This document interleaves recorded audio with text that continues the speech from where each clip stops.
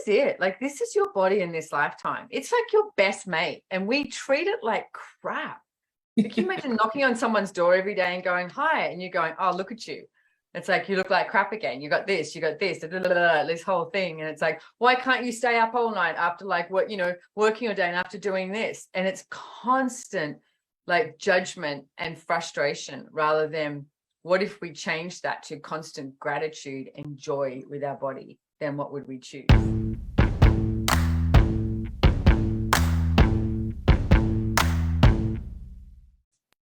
That's a fabulous clap, Paula. How does it get any better than that?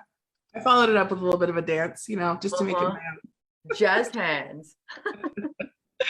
Welcome everyone to the Relationships Done Different Book Club. You already know I'm your host, Paula Peralta. I am so thrilled to have the one and only Simone Milasas with us today. Hello, beautiful lady. Hello. Can you help me with the logistical thing? I'm trying to put it on. Oh, there we go. Got it. Okay, that's good. Yaku's in the back pushing all the buttons. Yeah, but then I think I'm pressing a button and he's pressing a button and I'm pressing a button. So it keeps taking away what I wanted to be seeing. So, but I think I'm good now. I'm good. You're more than good. You're great. You're stunning. Mm-hmm. You know it. Awesome. All right. Well, let's go ahead and dive right in. I was just saying before we started streaming live that these two chapters, which I feel like I say this about every chapter, but they're so juicy. They're so good. And none of it's brand new, but it's all stuff that I'm like, oh yeah, I need to start doing that. No, I agree. They are both juicy. I mean, you've got getting to know your body and then the secrets to great sex. It's like they're big topics, but I agree. I know I've been actually listening to the book and Audible because it's been so long since I've read it, and Audible is my new favorite friend. For the last couple of years, I'm like, I'll read. And it's like, apparently I don't anymore. I just listen to Audible. So I've been listening to Max Zorlick read it and it's great. So yeah. And I was listening to it just going, wow, that whole body, like the whole, chapter 25 of getting to know your body, that is, it sounds weird, but I would say to me is almost like a really personal thing for me as well. I mean, you've worked with me for quite some time and knowing me for a long time. And I'm going to say, for years and years and years, how I used to look at my body was very much, it's annoying, I was like, if I didn't have a body, I could like, and I could get stuff done and I could create more in the world. This thing is like dragging me around. Like that was very much my point of view for a lot of years. And even when I came along to Access Consciousness, which is like 21 years ago, and I started using the tools, it wasn't the first area that I started using the tools in. Funny, money and body were two things that I sort of pushed that one aside. I'll keep using the tools in other areas. I mean, truthfully, to me, the tools I started using at first was in business. And because I just went, oh, Gary Douglas is talking about everything in business that I know, is possible. So body was something that I did sort of dismiss. And then, I mean, can I just say a really basic tool, and they talk about it in this book too, is listening to your body and following the energy. And for years, somewhere in my, good thing I'm cute, I thought that if I judge my body enough, it will change. It doesn't work like that, ladies and gentlemen. It really doesn't work like that. So I'm going to say probably the past 3 years the most, but then probably like 5 years, I stopped judging my body so harshly. And I was always judging my body for the shape and size. Like that was the thing, right? And then when I went, you have to let go of this, Simone, you have to find out what's on the other side. So I started to, and then I realized so quickly, I picked up the baton for judging aging. And I went, what? I've just replaced, shape and size with aging. Elorda. So I was like, that's not going to work. So then I started looking at that and going, okay, so what if I didn't judge anything? And what if I was just truly super happy to have this body in this lifetime and just be in communion with it? And I love the tools that Gary and Dane talk about in this book in regards to the body as well. I did just mark out a couple of things. A couple of things here, but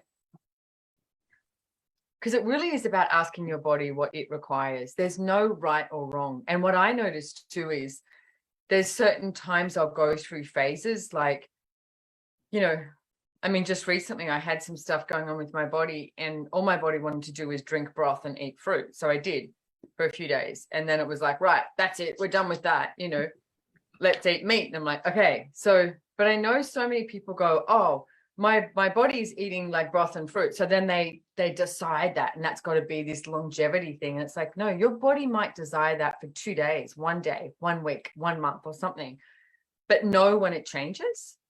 And really listening to what it is that your body is actually asking for. I mean, I was a vegetarian for 8 years at one stage, and I always said that if my body asked for meat, I would eat it.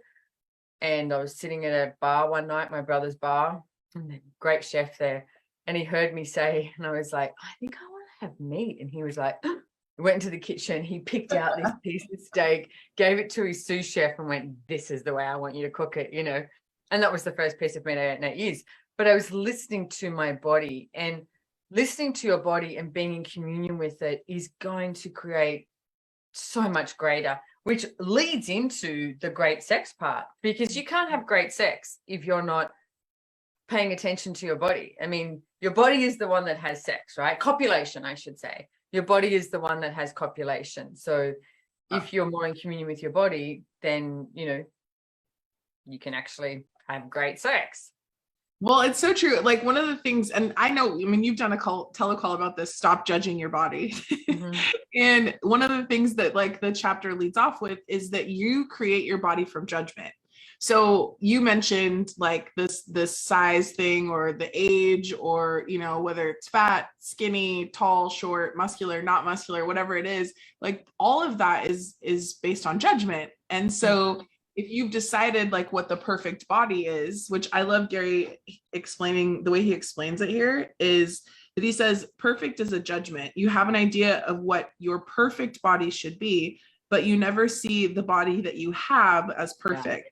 You have to love your body for what it is, not what you think it ought to be. And I've heard you talk about this so brilliantly in so many ways, but like, just stop judging your body. And in that space of like, just even that one thing opens up this whole possibility of communication and communion with your body that's not available when you're judging. So let's talk about that for a second though, because I just said, you know, stop judging your body. You've just gone, stop judging your body.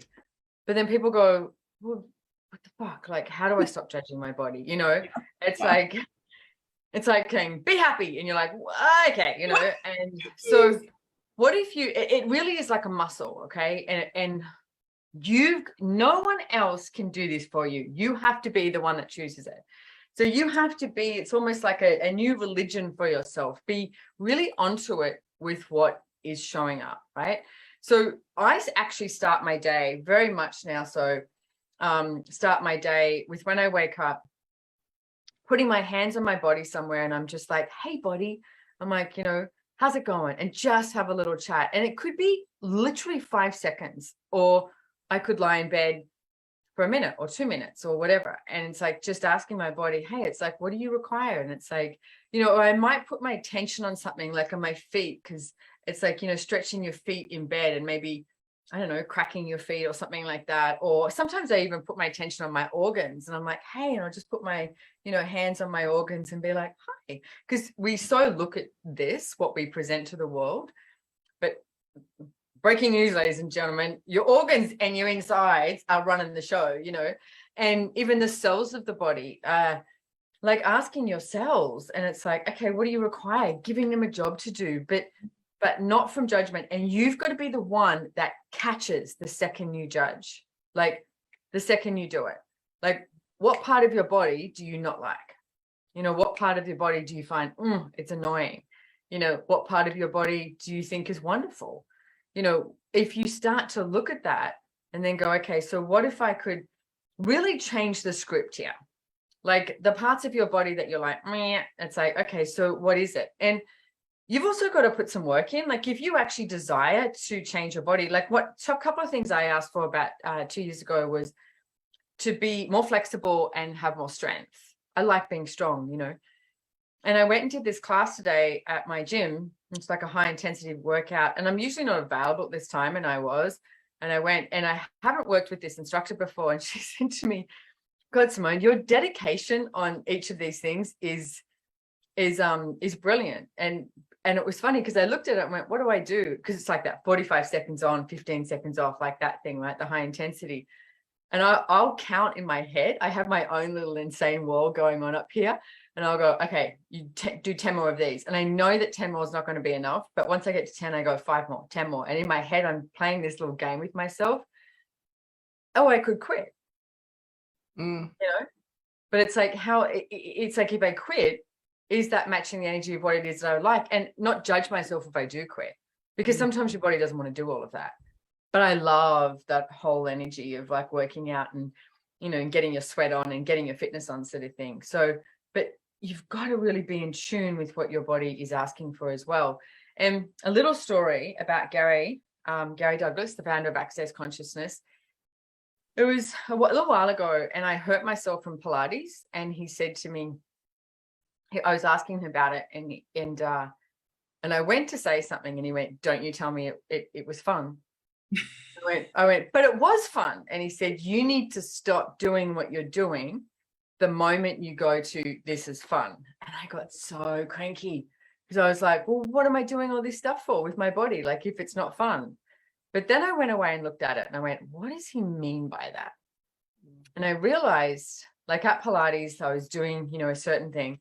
And as soon as I went, this is so much fun, I stopped asking my body if it actually desired it.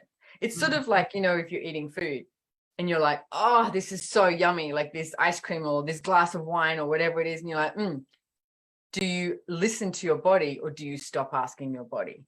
So, but look for those moments. So I realized Gary wasn't saying, you can't have fun with your body. He was saying, you need to stop, like pause, have a moment. So when I get to that thing and I go, this is so much fun.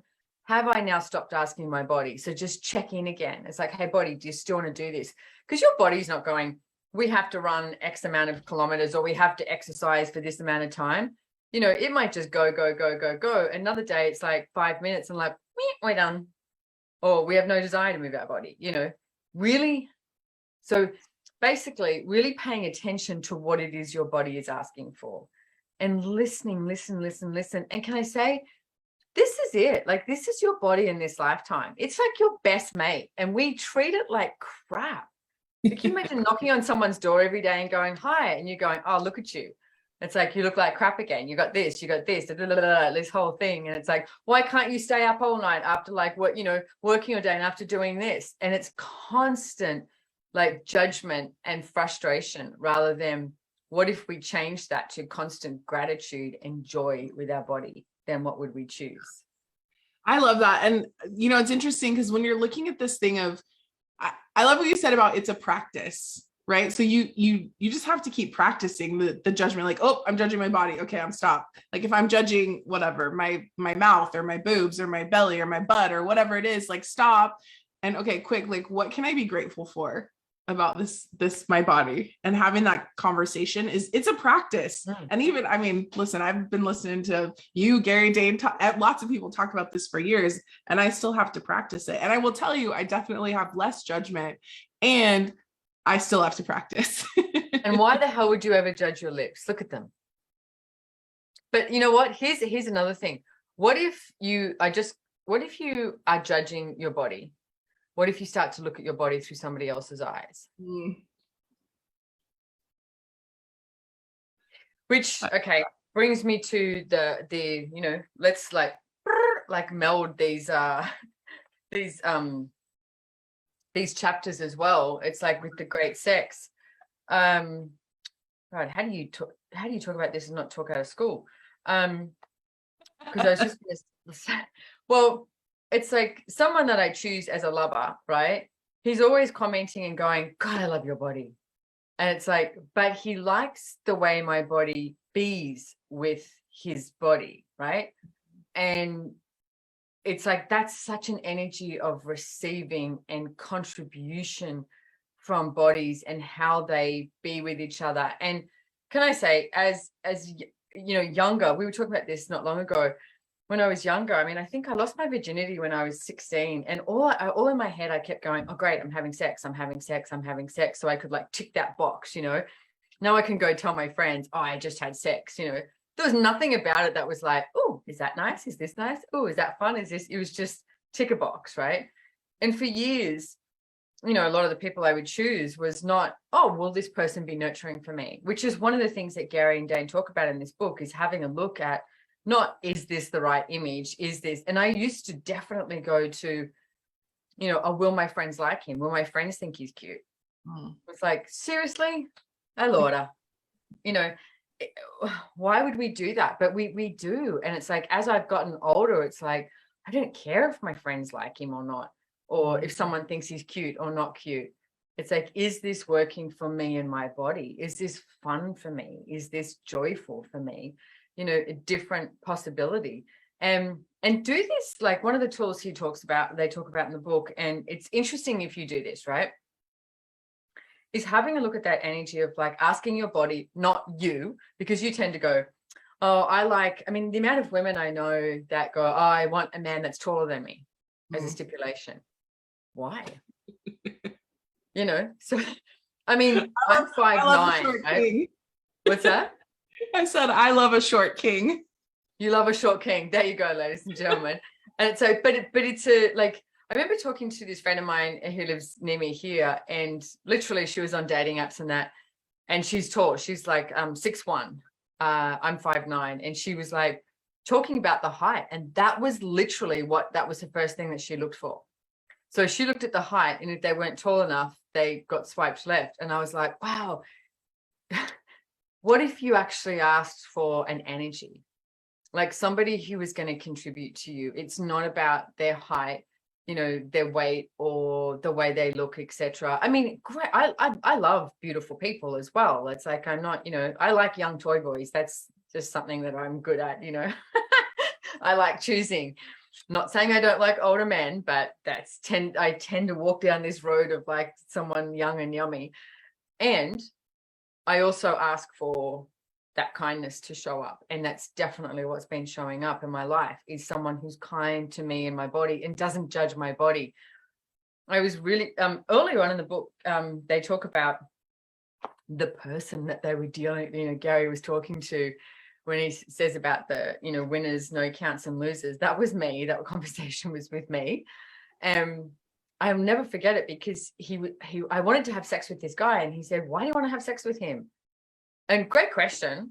And I was literally, because he was cute and I wanted to have sex with him. It was like, and then he went, what about this person? I was like, nah, and this one, nah, I think. And what we got to was, anyone who, I guess, didn't want to have sex with me, I had decided was a winner. Because if I could have sex with them, then I had won. I'd scored a winner. Nothing about like, will this be fun? Will it actually be nice to, have copulation with them? And then anyone who wanted to have sex with me, I'd put in the loser category. It was like, because it was like too easy, too hard, too easy. Like, what is it? What's the, three bears or something, when she comes in. Goldilocks. Goldilocks, yeah. And then the no counts were like they just didn't count. It was like these people who didn't have judgment in their world, but was like, and it was such an interesting conversation, because I realized how much my whole life I had been choosing men who judged me and my body the same as what I was judging. So if I was judging, my shape and size, I would have to choose someone who judged my shape and size too, because then it would be like, match the judgment, right?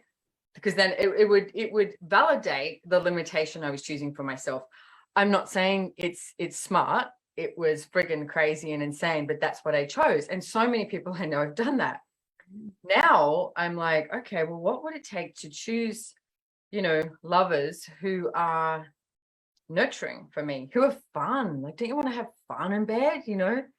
Fun, like to play. It's like not, doing sex by the numbers. It's like changes up all the time, and it doesn't have to change up all the time too. It's not like, right, let's get the Kama Sutra out and go one by one. You don't have to have it be like complicated. but not this like, I know exactly what he's about to do now, and oh, this is when I give you a blowjob, and it's like, no, it doesn't have to be like that. It's like, what if you were willing to be with people who were following the energy with you and your body and the mood? Like, notice how when you go to have sex, sometimes you're like, you're like, wow, you're on fire, and it's like, let's go, maybe fast and furious is what you're after. And then there's another time where you're just like,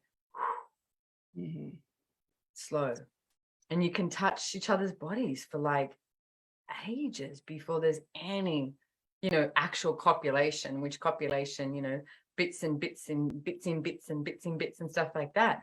But it's this really slow, whatever that is. And it's like, but if you're willing to have all of that and really play with all of that, then you'll start to be more in communion with your body too, and asking your body what it desires and what it requires. Yeah. And one of the things I love all of that. And just to clarify, so this was groundbreaking for me. So if any of you are hearing this for the first time, there is a difference between sex, sexuality, and copulation, which Gary talks about at the beginning of chapter 26. I was going to read that out, actually. Yeah. Do you want me to read that out? I Totally. marked that out. It's got my little yellow thing here because it's true. It's at the beginning of chapter 26, as Paula said. The secrets to great sex. So in this discussion, it is helpful to make the distinction between sex, sexuality, and copulation. Sex is where you are walking tall, feeling good, strutting your stuff. Sexuality is a judgment and a definition of you based on your sexual preferences. Copulation is where you put the body parts together. Your body has sex, not you. So the first place to start is by looking at what your body would like to have as nurturing copulation, which is what we were talking about. And I remember when Gary did this and he looked around and was like, this person, this person, this person. He was like, oh my God. And, it was like this kid, I know a priest or something, an older lady, and he was like, what the hell is going on? Am I like a pedophile, like sleeping with priests and old people, or what? But it was an energy. And I've done this so many times. Like, to be honest, I'll do it like if I'm even sitting on a plane or something, you're waiting for the plane to go off, and it's like, okay, so body, who would you like to have sex with? A lot of them apparently, but anyway, it's another story.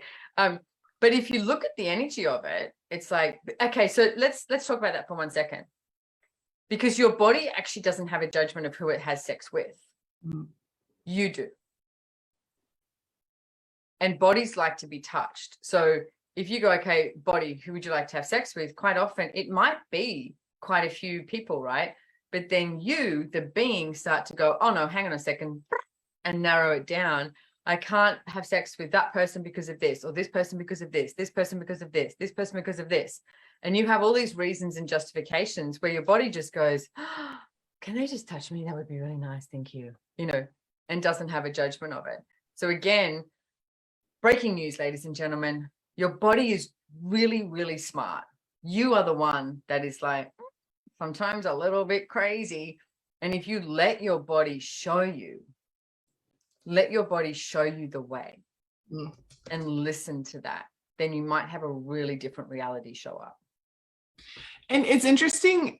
I love that these two chapters are put together because it's interesting to look at this conversation of having communion with your body, creating communion by asking your body questions, and then rolling right into sex. Like, will this be nurturing? Hey body, will this person be fun for me? And one of the, I can't remember what class it was, but one of the things that you said maybe it was years ago, I don't know, or recently, was that even to ask that question about, will this be nurturing? Even if it's someone that you're regularly having sex with, or like that you're regularly copulating with, like, don't just ask the question once and then that's it, footloose and fancy free off into the sunset. It's like, actually ask the question every day. Is it something that your body actually desires? Because exactly like what you said, we have points of view around it and we'll often deny our awareness or, quiet our bodies and what they're trying to tell us in favor of whatever judgment we've decided needs to be fulfilled in that moment. And you just reminded me of a story. This is funny talking about this because I don't talk about this stuff all the time either. But there was, if you like, okay, years ago, my point of view was that you're with someone it's sort of like the amount of times you have sex is really relevant. You know, if you're with someone, it's like, you know, how many times you're supposed to have sex before it's acceptable, you know, or we only had sex once this week or nonce this week. Then it's like, that's like, oh my God, what's wrong with me? Or what's wrong with this relationship? Or what's wrong? Rather than like, hey, maybe this week or today is not the day, you know, and really following the energy with that. And it got to the place where I had to look at it for me of what I was making so relevant about sex, copulation. Okay. So what I was making so relevant about copulation, which takes you out of the joy of it, by the way, because you're sort of like ticking another box, you know, like when I was 16 going, yay, I'm having sex. Where you're still going, okay, third time this week, or, you know, third time in 2 days. Yay. I'm like, how amazing am I? It's not how amazing you are because of how many times you just copulated. It's like, it's actually not relevant. And I really had to work on that for myself because I was making copulation the relevant part of being in a relationship. And for me, one of the things I looked at was that was easy for me. It's like copulating. It was like, that was easy. And it's not intimate. The five elements of intimacy is gratitude, trust, honor, vulnerability, and allowance. Now, those 5 elements of intimacy was a lot harder for me to choose with someone than copulation. Copulation, sex is sex, you know, but having that level of intimacy, that was like, eek, you know, that sort of thing. So I really had to look at this and go, okay, so what if I was willing to have that 5 elements of intimacy though, with everyone and including myself and my body, and not have copulation be that relevant? Like, it's like, do I enjoy it? Yes. But I remember there was one point I came back from a trip and I just wasn't that interested in sex. Like I was, you know, and I said to my lover and I went, you know what? I don't know if I like sex anymore. And he was just like, okay. And then, and I was talking to him on the phone or just before I came home or something like that. Like I wasn't physically around him. And I was like, I don't know, maybe I'll never have sex again. Like maybe I'll never have copulation again. Because they really, my body, I was just not like masturbation. No. Copulation. No. I was busy just doing a whole bunch of other things and it just wasn't in my world. And I was like, I wasn't getting turned on by anything. And I went, well, maybe I just don't, maybe I'm done. Maybe that's it. You know, no more copulation. And anyway, I met up with him and saw him. It was funny because he was like, I think you're okay. I think you still like sex. And I'm like, I think you might be right. So, but I was willing, my point is I was willing to say, hey, maybe I don't. Because people make having sex right or wrong. Like I know some people that have not had sex in years. It doesn't matter. Mm-hmm. You're not right because you do copulate and you're not wrong because you don't. And breaking news, it doesn't matter how many times a day you have sex or don't have sex or how many times you masturbate or don't masturbate. None of it's right or wrong. But if you're actually being really present with you and your body, then you get to choose. And then that's when it's just like, Mamma mia, like the joy and the pleasure that you can have with it all. It just exceeds exponentially. So we do have a question, and I'm really actually excited to have you talk about this. So someone's asking about in the conversation around judgment, can you talk more about positive judgments and how to like get out of kind of that web of positive judgments? Is it different than quote unquote negative judgments? Like what do you have to say about that? Yeah, look, a positive judgment is going to lock you up just as much as a negative judgment, because the negative judgment, we tend to go to, you know, we can put that into this box, right? But I think you mentioned before, you were reading part of the book and you were talking about perfect, because people will look at, oh, I've got the perfect boyfriend, I've got the perfect girlfriend or the perfect partner, whatever it is. If you have great sex and you're like, oh my God, that was the best sex I've ever had. Killer, ladies and gentlemen, killer. You've just said that was the best sex I've ever had. Damn, you're not getting anything greater than that. So positive judgment though, or like, this is the, you know, my boyfriend is the, you know, perfect boyfriend. It's a judgment. Perfection is a judgment, right? So all of that quote unquote positive judgment leads into this place of where you do not choose anything different and don't choose anything greater. So if you do have great sex, instead of saying, you know, oh my God, that was so good, enjoy it, how does it get any better than that? How the Mhm. fuck does it get any better than that? What else is possible now? And it's like, whoa, that energy. And it's like, and tap into that energy of that and go, yeah, I'm going to expand on that. That is like, ooh, what else?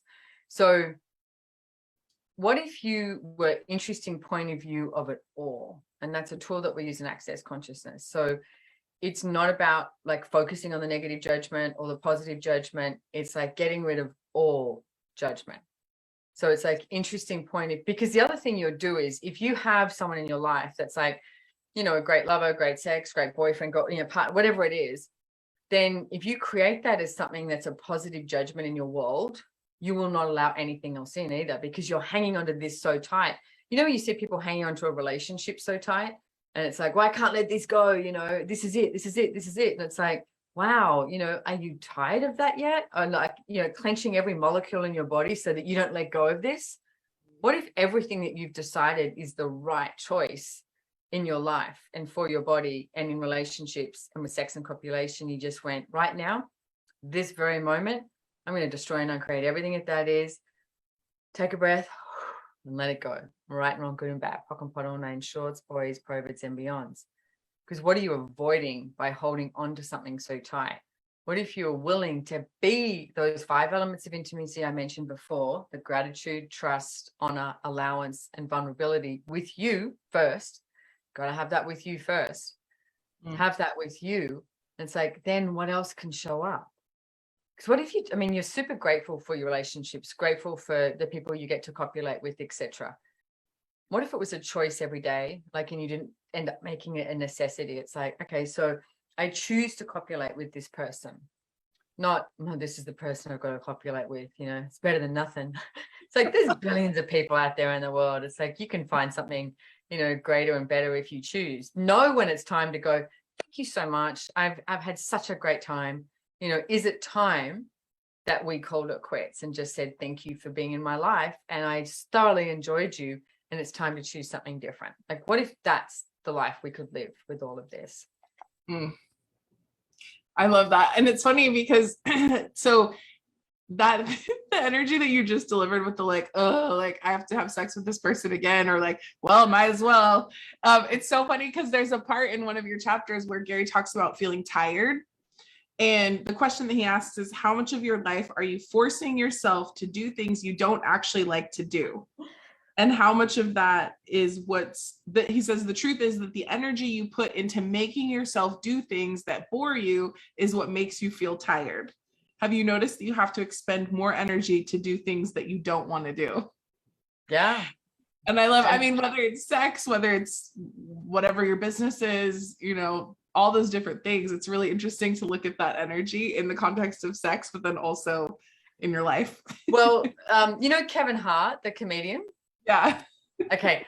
I was an interview or something like that I saw of him, and I thought it was great because he was talking about how basically his wife was asking him for more sex, and he's like, you got to pick. What do you want? Do you want dick or do you want money?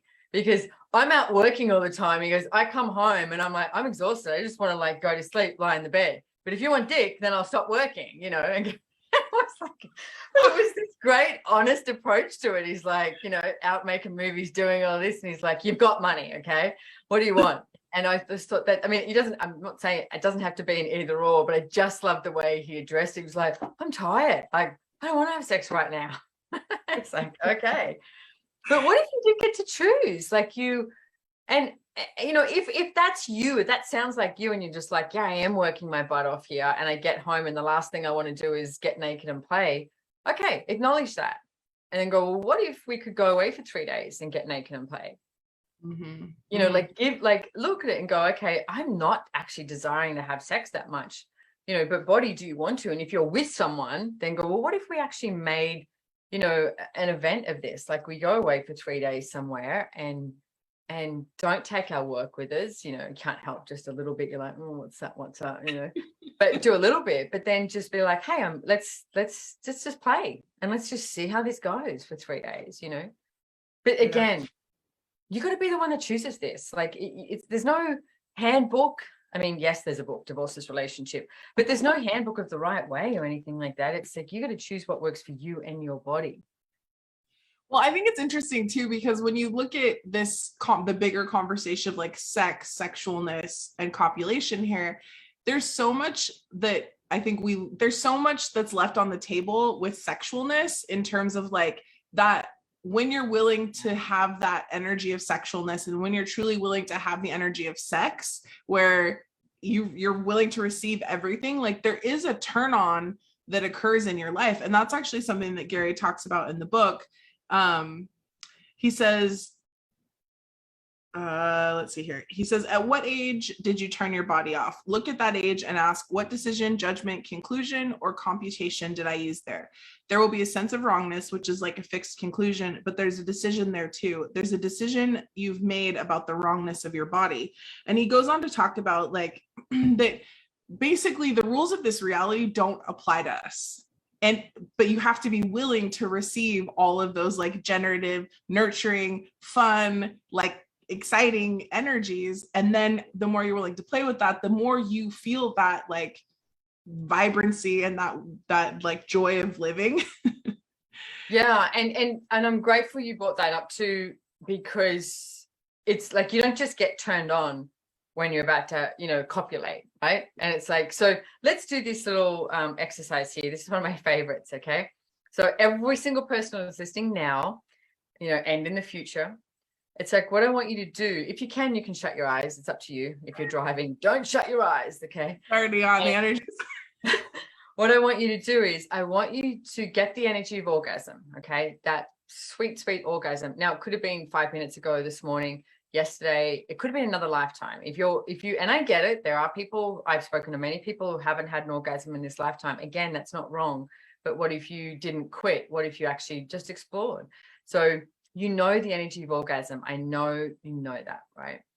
And what I want you to do is I want you to pull that energy up through the entire earth, like go 100,000 miles into the earth and pull that energy of orgasm up right through the earth, through the dirt, and tap into the energy of the earth, the mountains, the oceans, they're like, and up through your feet, up into your body, wherever you are, could be sitting, standing, whatever it is, up through your body, and tapping that orgasmic energy to every molecule in your entire body.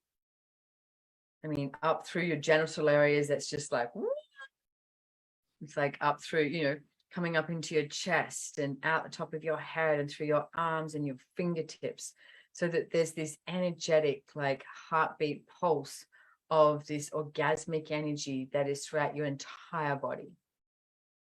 And everything it doesn't allow you to perceive, know, and be that, where you destroy and uncreate it, right, wrong, good and bad, POC and POD, all nine shorts, boys, perverts, and beyonds. And it's also an energy that is a really alive energy. So you can do this like in the morning in the shower, just go, oh yeah, that orgasmic energy. Yeah, and then that orgasmic energy going into a meeting, going to work or anything. It doesn't mean you have to copulate, but you are allowed to walk around with that like orgasmic energy throughout your body, just going, yeah, I'm going to live like this. So everything it doesn't allow you to choose to live with that orgasmic energy, where you destroy and uncreate it, right and wrong, good and bad, POC and POD, all nine shorts, boys, perverts, and beyonds. It's like, what if that's how you be in the world? I love that. Well, that actually brings us very beautifully to the end of one of the chapters where Gary talks about the joy of embodiment. He says, embodiment is not just about your body. It is about this whole reality. If you're willing to receive this whole reality, then a different kind of embodiment can occur for you. There's a sense of joy and peace that comes with it. You can watch people choosing whatever they choose and know that there is oneness. And in oneness, all things are included and nothing is judged. How yummy is that? It's so yummy. I love it. I'm so happy. But that's what it should be, like that joy and that happy, and your body being a contribution to you being a contribution to your body, to your being. It's just like, okay, all of that and more. Like, what else is possible for you and your body today? You can just ask that question every morning. There you go. Queen of questions over here, Simone Milasas. I love it. Okay, so one of the other things I've heard you talk about this, and this also might be a whole other 45-minute conversation, but one of the things that Gary says in chapter 26 is towards the end, he says, if you start with communion with yourself, you can add somebody to your life. If you don't have communion with you, then you will be looking for somebody else to fulfill you or to complete you. No one else can complete you. Only you can complete you. And I love, like, one that you introduced us, maybe some of us for the very first time, or reminded us of that beautiful, nurturing, like, orgasmic energy that's available. And I also know that you speak so dynamically to this idea of like communion with you, and obviously not divorcing you, hence divorceless relationships, in order to be in a relationship. So can you talk about this idea of like no one else can complete you? Yeah, I mean, God damn it, the Hollywood movies, you know, what they've done in Bollywood, it's like, you complete me, my other half, my better half, my soulmate, my this. And it's like, what if everything you've ever been told about that you found out was a lie? Mm-hmm. Because and just take it back to basics here. Who do you like to be with? Like, do you like to be with someone who is so friggin' needy of you that they can't cope without you? Now, don't answer that. Maybe there are some people out there who like that, who like to be needed. But it's like, it's way more fun to be with someone who's all of them. Like, I know, you know, one of the most attractive things in the world is someone who's choosing to show up as themselves, not try and be like somebody else. Like, they're just like, hi, you know, this is me. They're not trying to be perfect. They're not set, you know, in this image of looks or how you have to act, etc. I mean, I was talking to an osteo today that I went to, and she's never met Gary, but she's done some access classes. And she said to me, she always asked me about Gary and Dane.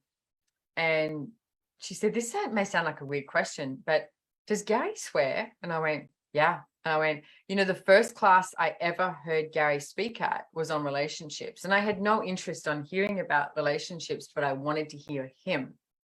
And I said to her that I was so attracted to access consciousness based on how authentic he was. Like, he was so real.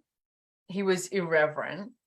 He swore, which I sort of like, I was like, oh, thank God, you know, like this relief of, he was being him. And then one of the things he also said was, don't trust me, trust you. And that was such a relief for someone not to say, you have to follow everything that I'm saying. It was like, no, don't trust me, trust you. What do you know? And if you are looking to put your trust in somebody else before you put it in you, you're never actually going to have all of you. It doesn't work like that. Now, if you have that trust with you, I mean, that's just one of the 5 elements of intimacy. But if you have that trust with you, then you can trust someone else. But trust is not this blind faith. It's like, you know, that they're going to do X, Y, Z. It's like, no, I trust that this person will be this because, you know, that's what they are or whatever. It's like, hasn't got this expectational projection of them. It's you an allowance of who they be, and you get to enjoy it. It's a choice. It's not this necessity. So I really do get that this starts with you. And look, you've probably spoken about it, obviously, but we have relationship done different facilitators all around the world. And there's some amazing facilitators. And what I notice is, you know, we have this manual, it's fabulous manual, you know, and what I noticed when we first started doing these classes, people would show up and literally be like, how can you get my man to do what I want? You know, how can I tell him? And I was like, wow, you know, if you want to, and I think it's mentioned in the book as well. It's like, if you want to train something, get a pet, get a puppy. Don't get a man. That's not the way it works, right? Let him be a man. Let him be him. And same, let a woman be a woman. Let her be her, you know. And what I've noticed, though, is as we've started to do more of these classes, it's changed. It's like people are coming to these classes and finding out like, oh, you know what? The greatest relationship I can have is with me and my body. And it's like, ooh, that's exciting. Because when you have that, you can have it with then you get to pick and choose in a really different way because you're not looking for someone to fulfill you. No one can fulfill you. You get to do that. That's your job. Yeah. And you can have people that contribute, actually. Let me say that, because that's a major piece there. Like I've got people who, I mean, including yourself, Paula, who are a contribution to me, right?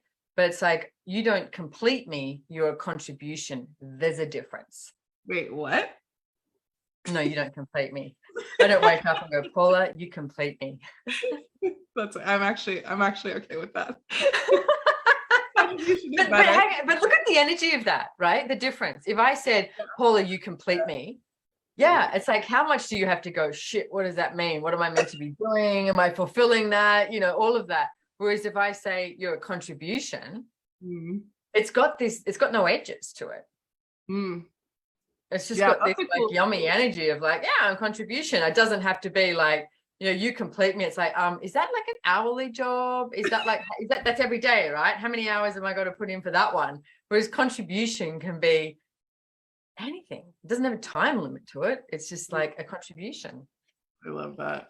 That's awesome. Simone, you're wonderful. Thank you so much for You're so welcome on this conversation. It's been quite the adventure. All of these relationship done different Divorceless Relationship Book Club conversations have been so wonderful. So thank you for the contribution that you be to me personally and all of us. And if you, for those of you that are watching, Simone did mention a Relationship Done Different class. She has one coming up October 20th through the 22nd.